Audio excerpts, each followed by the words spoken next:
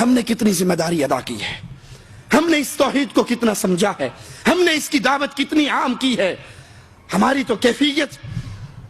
کیفیت تو یہ ہو چکی، اہل شرک دھڑلے سے میرے دروازے پر آ کر 11ویں کی کھیر دے کر جاتے ہیں، محرم کے حلوے دے کر جاتے ہیں، عید میلاد کے، شبرات کے، کنڈے کے کھانے آتے ہیں. میں جانتا ہوں یہ تمام حرام چیزیں ہیں، لیکن اس ڈر سے کہ اگر میں نے اس کو وصول نہ کیا تو معاشرے میں مشہور ہو جائے گا اے وی وابی نے. بیٹے سے کہتا ہوں پتر لے پھر کوٹھے تے سٹ دیاں گے. میں اپنی توحید کو، میں اپنے اللہ کی توحید کو ماننے کے عقیدے کو اس لیے بیان نہیں کرتا کہ لوگ مجھے وہابی سمجھیں گے، لوگ مجھ سے بائیکاٹ کریں گے.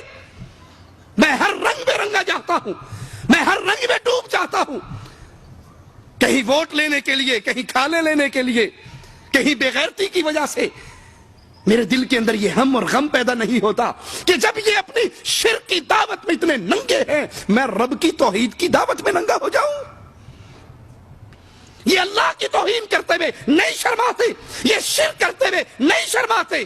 یہ علن اعلان 7 شریف کے دربار پہ طواف بھی کر رہے، رمی بھی کر رہے، گندے پانی کو زمزم بھی کہہ رہے، کڑے بھی پہن رہے، یا علی مدد کے بیج بھی لگا رہے، گھر کے اوپر پنجے بھی ٹانگ رہے، سبز جھنڈی بھی باندھ رہے، ہاتھ میں امام زامن بھی باندھ رہے، گلے میں تعویذ بھی لٹکا رہے. جب یہ کفر میں ننگے ہیں تو میں لا الہ الا اللہ کی پہچان میں ننگا ہو جاؤں؟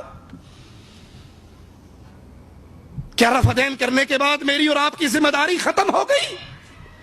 کیا آمین کہنے کے بعد میری اور آپ کی ذمہ داری ختم ہو گئی؟ کیا اپنے آپ کو اہل حدیث کہلوا لینے کے بعد ہمارے سر سے بوجھ اتر گیا؟ لوگوں، ایک گھڑی آنے والی ہے جب اللہ کے دربار میں پیشی ہوگی، جب اللہ کے سوال ہوں گے، بندے کے جواب ہوں گے. اس گھڑی کے لیے تیاری کر لو. اگر مجھ سے اور آپ سے میرے اللہ نے پوچھ لیا، میرے اللہ نے سوال کر لیا، تیری جوانی کی بہاریں تھی، جوانی کے ایام تھے اور شرک اور کفر کا طوفان اسلام کے نام پر پھیل رہا تھا، کیوں ٹیلی ویژن قرآن ٹی وی کا نام دے کر کفر اور شرک پھیلا رہا تھا؟ تو نے کیا کیا؟ تو نے کتنے لوگوں تک لا الہ الا اللہ کا پیغام پہنچایا؟ تو نے کتنے قبر پہ جھکنے والی گردنوں کو اللہ کے سامنے جھکانے کی کوشش کی؟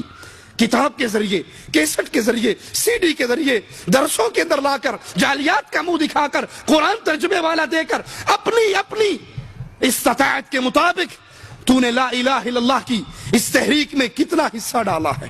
اللہ کے لیے یہ سوال بڑا شدید سوال ہے.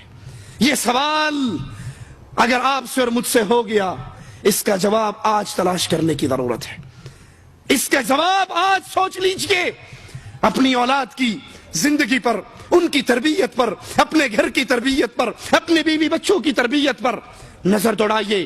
اپنے بچوں کو اہل حدیث بنائیے، اپنی بیوی کو اہل حدیث بنائیے، اپنے بھائیوں کو اہل حدیث بنائیے، اپنے گھر والے کو اہل حدیث بنائیے، خانوادے کو اہل حدیث بنائیے، اور اس دعوت اہل حدیث کو پھر گلی گلی عام کیجئے.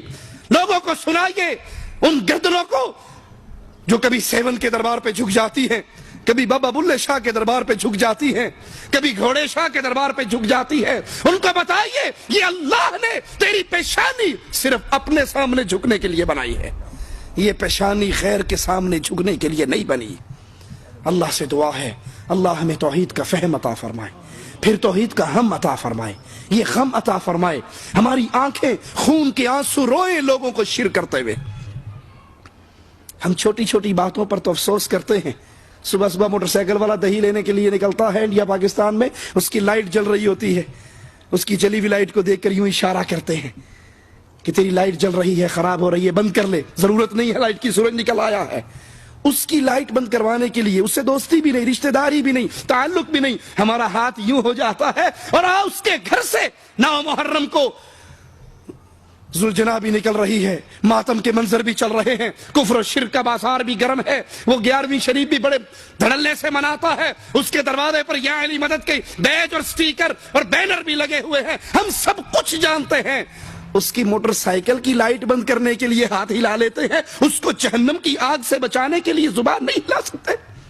اللہ ہمیں اس توحید کی فکر، اس کو عام کرنے کی فکر عطا فرمائے. ہم میں سے ہر نوجوان اس توحید کا دائی بنے.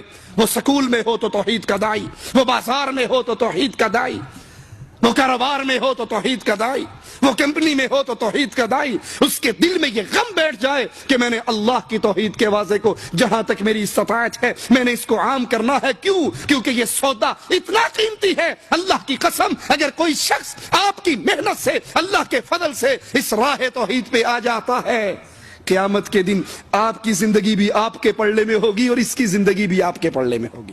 اللہ سے دعا ہے اللہ ہمیں عمل کی توفیق عطا فرمائے. اقول قولی ھذا واستغفر اللہ لی ولکم.